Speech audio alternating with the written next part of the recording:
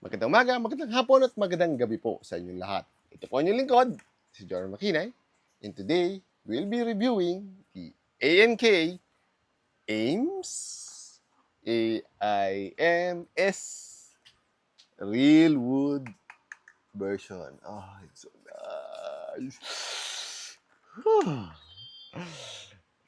I don't know why it feels so nice, but real wood feels so nice. I don't know. It's a very weird feeling. It's maybe the wood that they have chosen, but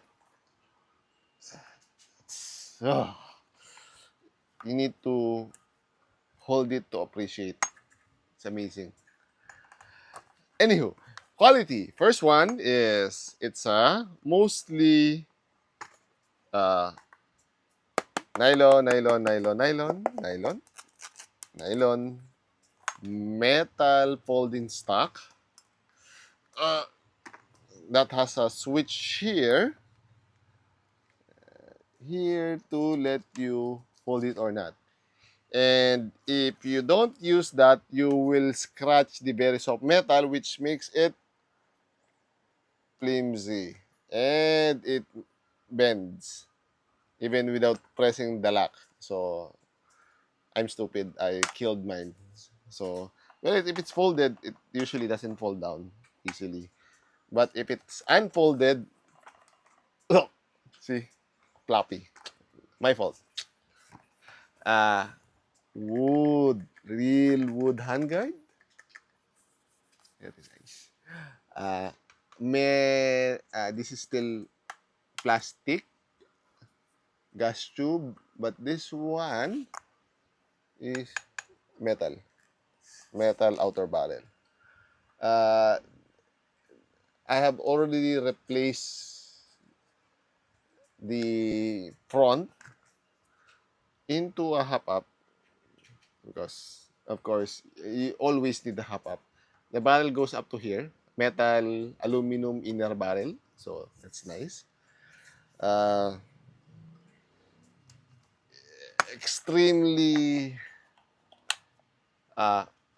lots and lots of magazines, gels for one single mag. I think this is one to at least 2.5 times more than the usual Gen 8 magazine. So plus one for this kind of usage. The disadvantage of this one is that you have very limited battery. Because battery space is here. Let's try the blitz. Will it fit? Oh, see, the bare minimum doesn't fit, and you're forced to use the stock cylindrical batteries.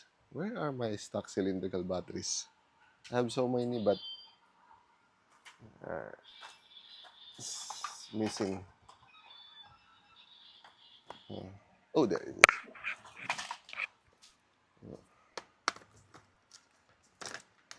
is. So that's sad. One more is this uses a Tamiya connector, mini Tamiya, which who uses those kind of connectors nowadays? You should be at least XT30. This kind of batteries fits, but again, why are you going to use this? It's too small. If you have so much ammo, you'll be doing lots of full auto, so it needs to have a good battery.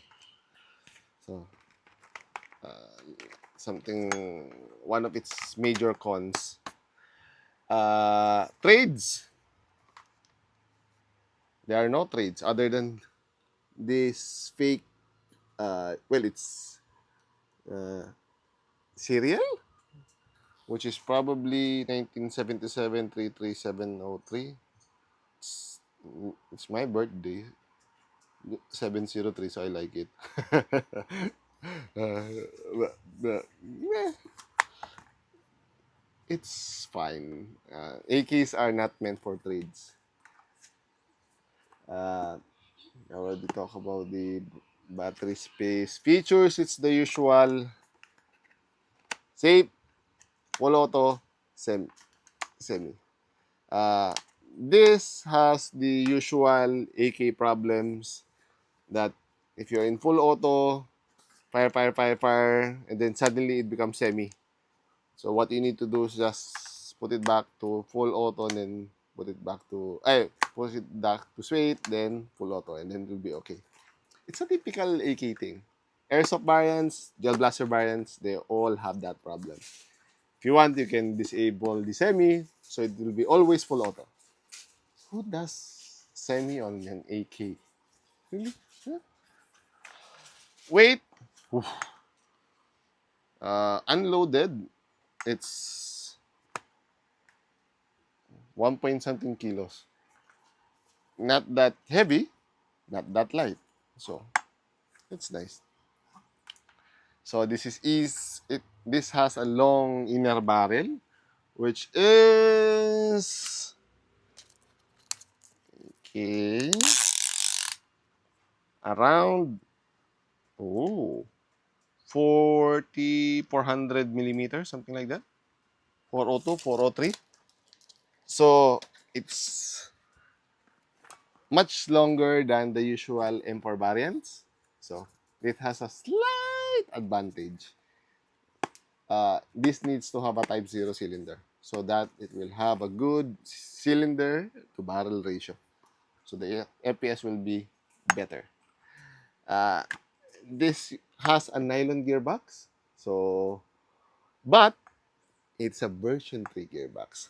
So, this can accept better upgrades than the usual version 2 gearbox. This is stronger, even though it's a nylon. So, can do one M100 springs easily. But then again, the disadvantage is the battery.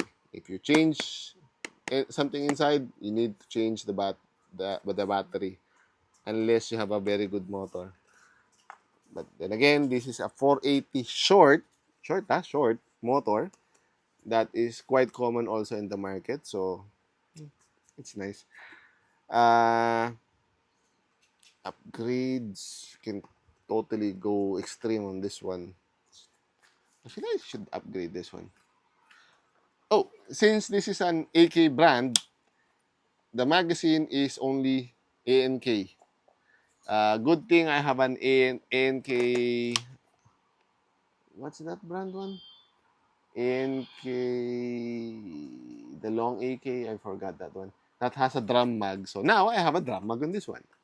And the drum mag is more or less have enough ammo.